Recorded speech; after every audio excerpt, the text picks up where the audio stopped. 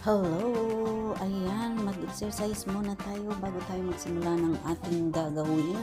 Ayan, paunat-unat lang naman ang inyong lola dyan para naman magising ang ating mga dumadaloy na dugo. O, di ba?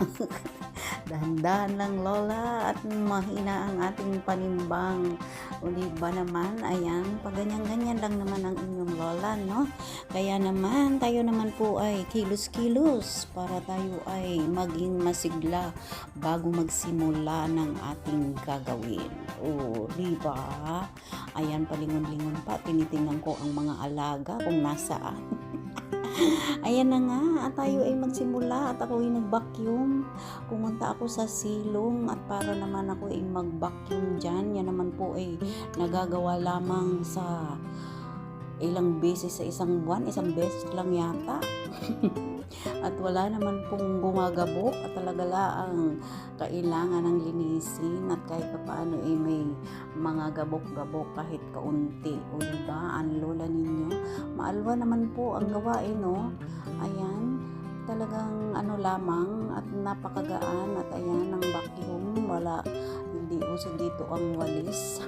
Vacuum talaga ang kailangan ang lola ninyo. Ayan.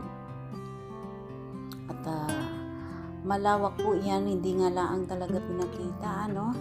Tayong mga nagkakaedad na ay huwag tayong titigil hanggat kaya pa ng ating katawang gumawa.